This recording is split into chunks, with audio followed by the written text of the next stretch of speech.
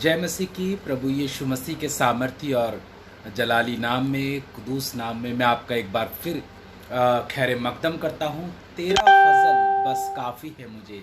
इस प्रोग्राम के मातहत हम साथ में जुड़े हैं ताकि यीशु मसीह के नाम में आपको बरकत दे सके, आपको खुदा के नाम में बढ़ा सके, आशीषित कर सके। और खुदा ने एक बार फिर मौका दिया है हम लोग मिलकर परमेश्वर की आराधना करें, मिलकर परमेश्वर के नाम का शुक्र करें और कहें खुदावन तो कितना अच्छा खुदा है, हमारे साथ रहता है, हमें बरकत देता है।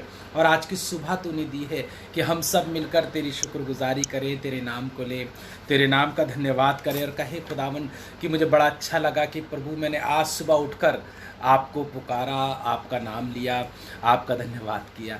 और अच्छा लगता है जब हम सुबह उठ के शांति में परमेश्वर का नाम लेते हैं। प्रभु का नाम लेना बहुत ही मुबारक बात है। बाइबल में लिखा है क्या आसमान, क्या ज़मीन, क्या ज़मीन के नीचे, हर एक घुटना उसके नाम के आगे झुकेगा, हर एक ज़बान यह अंगीकार करेगी कि यीशु ही प्रभु है। यीशु मसीह को एक ऐसा अद्भुत नाम मिला जिसका नाम का मतलब ही अलग था। जैसे कि जब फरिश्ता मरियम के पास आया तो उसने कहा कि तू गर्भवती होगी, तेरे एक पुत्र होगा और तू उसका नाम इमैनुएल रखना। इमैनुएल नाम बहुत अलग तरीके से हमारे सामने आया जब हम वचन पढ़ते हैं। जब उसका मतलब पता लगा तब हमें मालूम पड़ा उसका मतलब वही है जो मतलब पुराने ऐदनामे में है, यानी उत्पत्ति से लेकर मलाकी तक जिस बात का जिक्र है वही नाम को लेकर वो फरिश्ता हमारे बीच में आया, यानी कि परमेश्वर हमारे साथ है। परमेश्वर पूरे पुराने ऐदनामे में यही बात समझाता चला आया, अपने लोगों से कहता चला आया कि मैं तुम्हारे साथ हूँ, यहोवा तुम्हारे साथ है, परमेश्वर तुम्हारे साथ है, मैं तुम्हें कभी अकेला ना छोड़ूंगा, मैं कभी तुम्हें दस्तबरदार ना करूँगा। वो खुदा है। और जब वो नए ऐदनामे में आया तब भी खुदा ने इमैनुएल नाम के ज़रिए इस बात को दर्शाना चाहा कि मैं तुम्हारे साथ हूँ।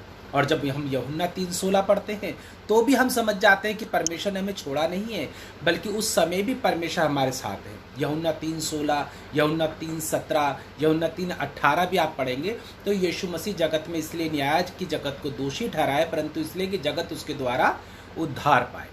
तो ये परमेश्वर का जो साथ है ये शुरुआत से ही हमारे साथ है और वो वक्त बा वक्त नबियों दर नबी चलता चलता चलता हमारे पास यीशु मसीह के ज़रिए पहुंचा। और यीशु मसीह ने भी हमें अकेला नहीं छोड़ा। उसने कहा मैं तो जाता हूँ परंतु तुम्हें एक ऐसा सहायक दिए जाता हूँ जो तुम्हारी अगुवाई करेगा, यानी कि पवित्र आत्मा। और आज की सुबह भी जब हम उठते हैं, प्रभु का नाम लेते हैं, तो ये सब बातें हमें बड़ी संतावना देती हैं, बहुत आशीष देती हैं कि परमेश्वर हमारे साथ है। तो आज का ये बात मैं आपको सुबह सुबह सुनाकर धन्य करना चाहता हूँ, क्योंकि मैं भी धन्य हुआ हूँ इस बात को जब मैं याद करता हूँ कि प्रभु हमारे साथ है। प्रभु आपको बहुत आशीष दे। आइए खूबसूरत से गीत को गुनगुनाएं और खुदा के नाम की महिमा करें, और हम जानते हैं परमेश्वर हमको आशीषित करेगा। हालेलुया, धन्यवाद प्रभु यीशु मसीह। थोड़ी देर के लिए आंखें बंद करें और कहें परमेश्वर हम तेरे करीब आते हैं। पिता, आज की सुबह में अपने आप को तेरे सुपुर्द करते हैं, राजाओं के राजा, प्रभु के प्रभु। और प्रभु हमारी आराधना को आप स्वीकार करें, हमारी परस्तिश को आप स्वीकार करें, हमारा धन्यवाद बलिदानों को आप स्वीकार करें, ताकि आज की सुबह प्रभु जब आपके सामने सर झुकाते हैं तो आपका धन्यवाद कर सकें। हालेलुया, धन्यवाद। आराधना यीशु की हम करें, आराधना यीशु की हम करें, हृदय की गहराई से, आत्मा और सच्चाई से, हृदय की गहराई से, आत्मा और सच्चाई से उसकी महिमा करें, आराधना यीशु की हम करें। कह सकते हैं आप, आराधना यीशु की हम करें, हृदय की गहराई से, आत्मा और सच्चाई से, हृदय की गहराई से, आत्मा और सच्चाई से तेरी महिमा करे, आराधना यीशु की हम करें, आराधना यीशु की हम करें। अनुग्रह के सिंहासन पर हिम्मत बांध के चले, अनुग्रह के सिंहासन पर हिम्मत बांध के चले, आओ उसे छू ले, आराधना यीशु की हम करें, ओ आराधना यीशु की हम करें, आराधना यीशु की हम करें। अनुग्रह के सिंहासन पर हिम्मत बांध के चले, अनुग्रह के सिंहासन पर हिम्मत बांध कर चले, आओ उसे छू ले, आराधना यीशु की हम करें, ओ आराधना यीशु की हम करें, ओ आराधना यीशु की हम करें। जब आराधना करते हैं तो परमेश्वर आनंदित होता है। जब लोग मिस्र से निकल के आए तो वो आराधना करने की जगह बुड़बुड़ाने लगे, कुड़कुड़ाने लगे और बुरा भला कहने लगे। तो पता है क्या हुआ? आसमान से उड़ने वाले सांप आए। इन्हें खुदा ने भेजा था, क्योंकि खुदा क्रोधित हो रहा था कि जिन लोगों को मिस्र से निकाल कर आया, जिन लोगों के बीच में इतना बड़ा अचंबा किया, इतने अद्भुत काम किए, वो लोग बुड़बुड़ा रहे हैं और कुड़कुड़ा रहे हैं। उड़ने वाले सांप आने लगे, उनको डसने लगे, वो मरने लगे, क्योंकि वो आराधना भूल गए थे और वो बुड़बुड़ा रहे थे। मूसा आराधना करने लगा। मूसा कहने लगा, प्रभु दया करें अनुग्रहकारी पिता, आप ऐसा मत करिए, आप ये इन्हें मार रहे हैं और यदि आप इनके साथ ऐसा करेंगे तो मेरा नाम भी जीवन की पुस्तक में से काट दीजिए। प्रभु मूसा की आराधना से खुश हुआ और उसने मूसा से कहा कि तो एक काम कर, एक सोने का सांप, एक पीतल का सांप तो एक डंडे पे लगा, जो उसको देखेगा वो बच जाएगा, जो ये विश्वास करेगा वो बच जाएगा। खुदा के लोगों, जब हम आराधना भूल जाते हैं, जब हम स्तुति भूल जाते हैं, तब हमारे जीवन में मुसीबत आने लगती है, परेशानी आने लगती है। यूँ कहिए, जब आप थैंक यू कहना भूल जाते हैं परमेश्वर को, आप कुछ भी करिए, कोई भी काम करिए, प्रभु की आराधना ज़रूर करिए, प्रभु को धन्यवाद ज़रूर कहिए। आप कहिए, प्रभु जी तेरा धन्यवाद हो कि तू मुझे संभाल के रखता है। आज की सुबह थैंक यू ही तो कहना है, आज की सुबह धन्यवाद ही तो कहना है आपको। मैं आपसे ये कोई कह रहा हूँ कि आप चर्च लगाइए, मैं ये कोई कह रहा हूँ बहुत बड़ा प्रचार करिए।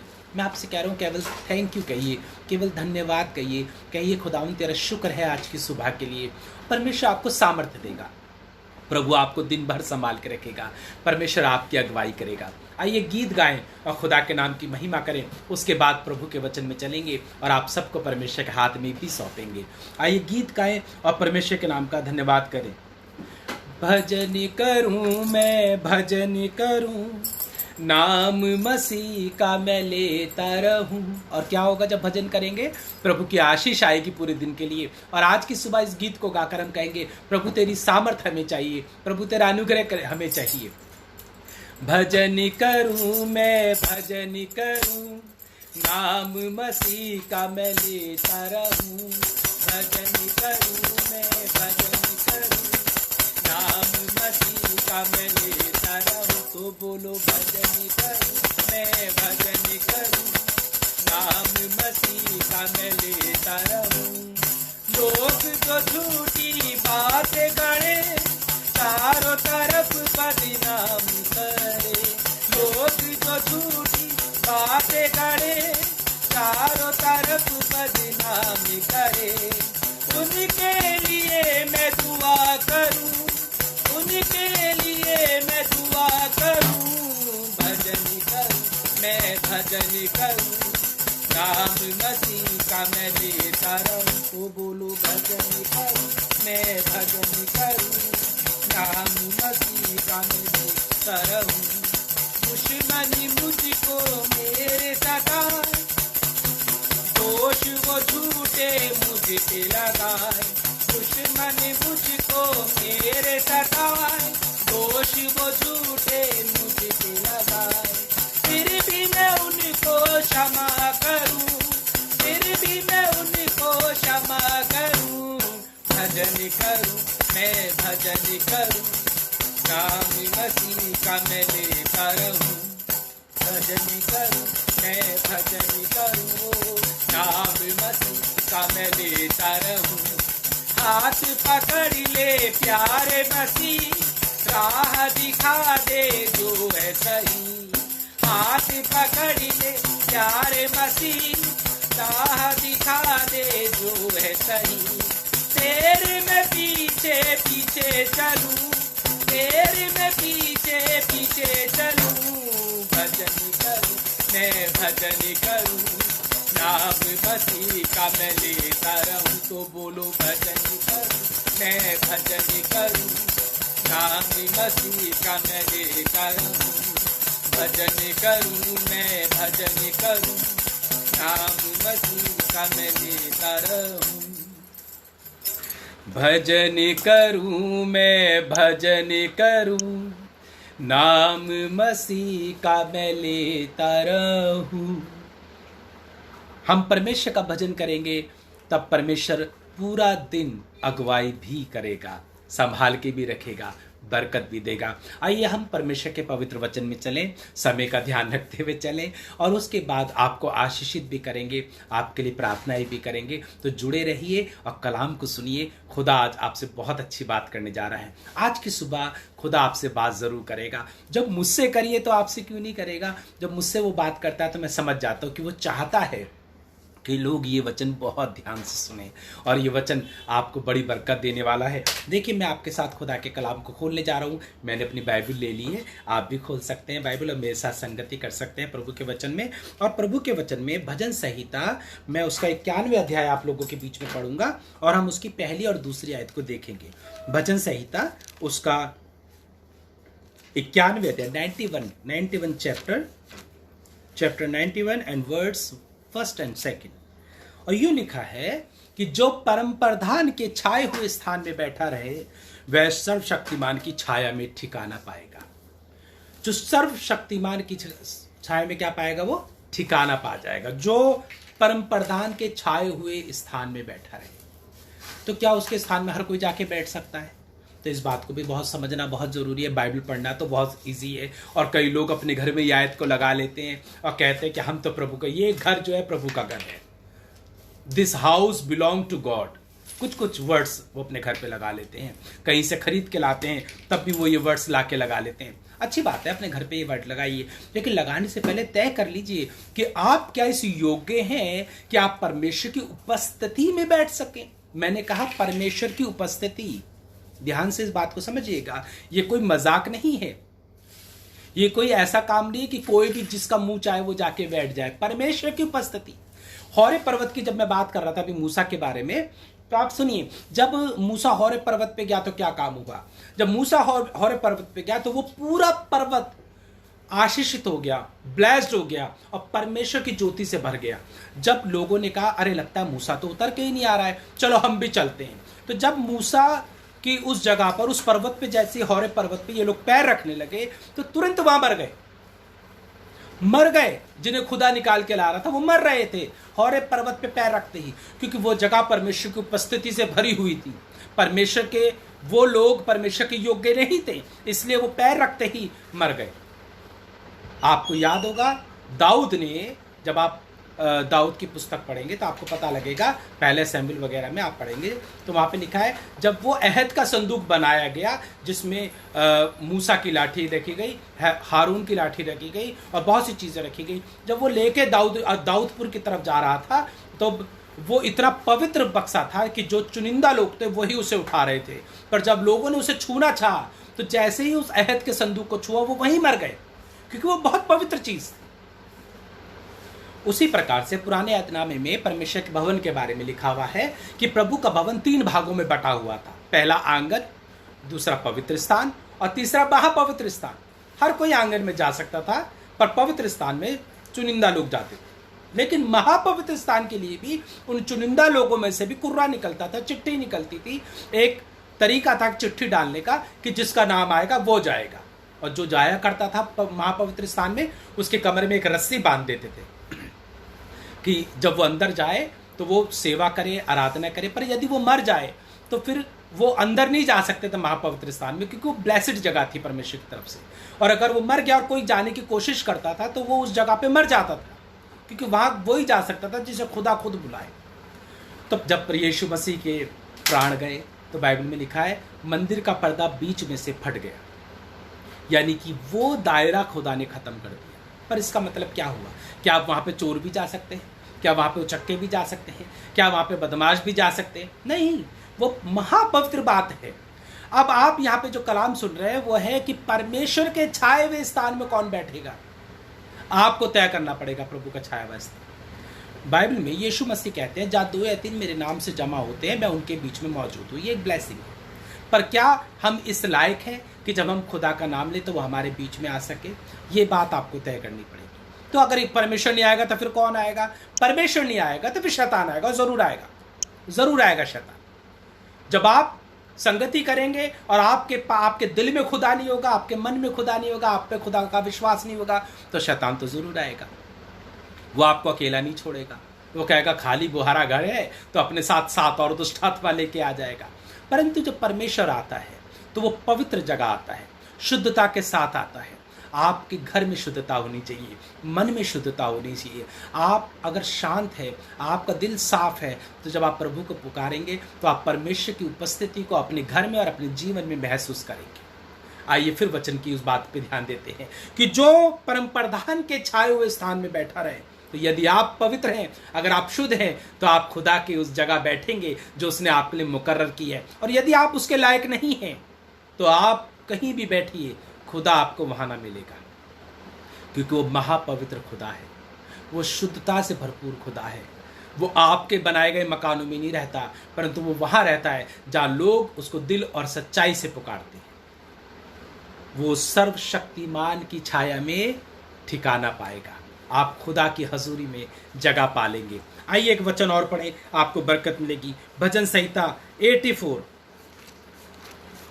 भजन संहिता 84 और उसकी 10वीं आयत में यूं लिखा है, क्योंकि तेरे आंगनों में का एक दिन कहीं के 1000 दिन से उत्तम है। दुष्टों के डेरों में वास करने से अपने परमेश्वर के भवन की डेड़ी पे खड़ा रहना ही मुझे अधिक भाता है। अब दुष्टों की डेरी पे आप जाएं। दुष्ट कौन? जो खुदा को मानते नहीं। दुष्ट कौन? जो परमेश्वर का मान नहीं करते। दुष्ट कौन? जो वो काम करते जो परमेश्वर को पसंद नहीं है। आप वो काम कुछ भी काउंट कर लीजिए, वो तमाम काम जो परमेश्वर को पसंद नहीं है, यदि कोई व्यक्ति वो काम करता है तो उसके दरवाजे पे जाने से अच्छा है मैं खुदा के घर पे जाऊँ। आप कई लोग उनकी जगहों पे जाते हैं, और बाइबल में साफ लिखा हुआ है, भजन संहिता 1 अध्याय के अंदर लिखा है कि ठट्टा करने वालों की मजलिसों में मत बैठना, उनके गुट में मत बैठना, उनके साथ मत बैठना। परमेश्वर नाराज होता है इस बात से कि आप ऐसे लोगों के बीच में बैठे जो ठट्टा करने वाले हैं, जो परमेश्वर का मान नहीं रखते। उनके बीच में जब आप बैठते हैं तो फिर वो आपके लिए क्या होता है? आशीष की बात नहीं होती है। तो फिर कहाँ बैठूं प्रभु? अगर मैं ठट्टा करने वालों में ना बैठूं, अगर मैं मजाक करने वालों में ना बैठूं, अगर मैं दुष्टों के बीच में ना बैठूं, तो मैं कहाँ बैठूं? परमेश्वर के छाए हुए स्थान में जाके बैठिए। क्या मिलेगा मुझे वहां जाके? ब्लेसिंग मिलेगी। आपको तय करना पड़ेगा आप कहाँ बैठे, आप किन के बीच में बैठे, आपको वहां से उठ के आना पड़ेगा। बाइबल में एक स्त्री का जिक्र है जो पापन थी, तो वैश्या थी। वो कहाँ बैठती होगी? वैश्याओं के बीच में बैठती होगी। उसके मित्र कौन होंगे? बुरे और गंदे लोग होंगे। लेकिन एक दिन उसने तय किया मैं यीशु के कदमों में जाके बैठूंगी। वो संगमरमर के पात्र में जटामासी का इत्र लेके यीशु के पास पहुंच गई। यीशु मसीह अपने चेलों के साथ बैठे थे, परंतु वो उसके पैरों में जाके बैठ गई, रोने लगी और आंसुओं से उसके पैर भिगो दिए और अपने बालों से उसके पैरों को पोंछने लगी। यीशु मसीह जान गए इसने सही जगह चुन ली, सही जगह आके बैठ गई। बैठती होगी वैश्याओं में तो क्या, गंदे लोगों में बैठती होगी तो क्या, पर आज तो सही जगह चुन ली है ना इसने। वो आदमी जिसके अंदर सेना थी, जो कब्रों में रहा करता था, वो कब्रों में बैठता होगा तो क्या हो गया, वो शैतानों में रहता होगा तो क्या हो गया, दुष्ट आत्माओं से भरा होगा तो क्या हो गया, परंतु अब जब वो निकल गई तो वो यीशु के कदमों में बैठ गया, कपड़ा ओढ़ के बैठ गया। लोग कहने लगे क्या ये वही नहीं है जो कब्रों में रहा करता था, चिल्लाया करता था, बाड़ियां तोड़ दिया करता था? ये तो यीशु के पैरों में बैठा है। अब वो जीवन नहीं रहा। आप कहाँ बैठते थे मुझे क्या लेना, आप ऑफिस में किसके साथ बैठते हैं मुझे इससे क्या मतलब है, आप अपनी पर्सनल लाइफ किसके साथ एंजॉय करते हैं मुझे इससे क्या लेना।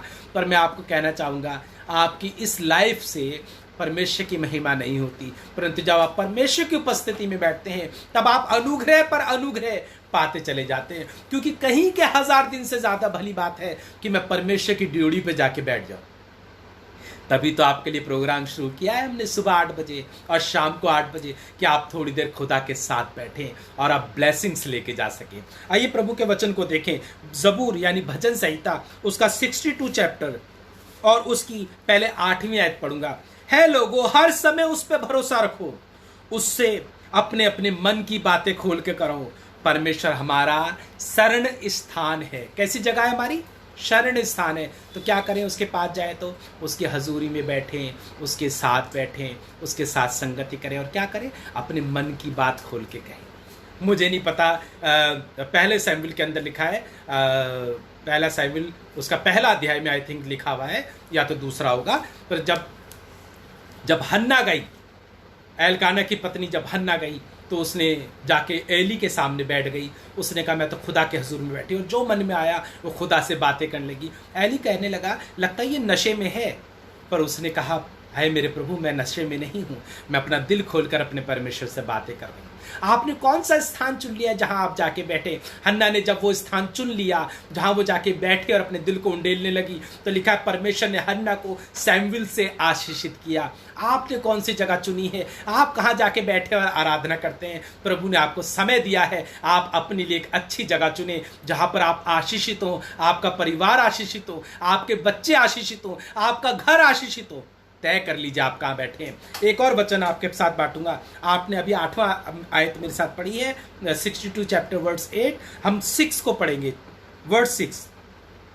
सचमुच वही मेरी चट्टान और मेरा उद्धार है, वो मेरा गढ़ है, इसलिए मैं ना डिगूंगा। जब आप परमेश्वर के उस स्थान को चुन लेंगे तो सुनिए क्या कह रहा है, वो मेरा उद्धार है, मेरा गढ़ है, मैं डिगूंगा नहीं। आपको लॉस नहीं होगा, नुकसान नहीं होगा, आपको चोट नहीं लगेगी, आपके घर में दुख नहीं आएगा, क्योंकि आपने अपने लिए एक ऐसा दृढ़ गढ़ चुन लिया है जो आपको आशीषित करता है। खुदा के लोगों, आप अपने लिए ऐसी जगह चुन लीजिए जो आपके लिए बरकत की हो। एक आखिरी बात आपको बांटूंगा, आप खुद पढ़ लीजिएगा क्योंकि समय बहुत कम है। मैं चाहता हूँ आप खुद पढ़ ले। मत्ती की पुस्तक उसका 7वें अध्याय के अंदर लिखा हुआ है, मत्ती की पुस्तक 7 उसकी 24 से लेकर 27, मत्ती 7 24 से 27। और उसमें लिखा है 2 आदमी थे, एक ने चट्टान पे अपना घर बनाया और एक ने बालू पे अपना घर बनाया। तो लिखा है, मैं जल्दी से बताता हूँ, क्योंकि जो चट्टान पे जिसका घर था, हवा चली, आंधी आई, बौछारें पड़ी, पर उसके घर को कुछ भी नहीं हुआ क्योंकि वो चट्टान पे बना हुआ था। पर जिसने बालू पे घर बनाया था, वहाँ पर बौछार पड़ी, आंधी आई, तूफान आया, उसका घर ढह गया, क्योंकि उस व्यक्ति ने कहा उसका घर नहीं ढहा, क्योंकि उसने कहाँ बनाया था? चट्टान पे।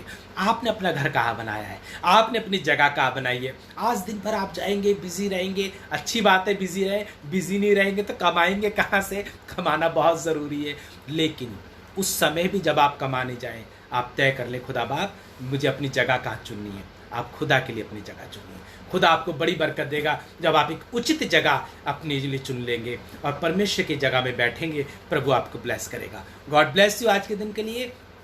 खुदा आपको बरकत दे। हमारा प्रोग्राम शेयर करना मत भूलिएगा, सबको बताइएगा ताकि कलाम दूसरे भी सुने और बरकत पा सके।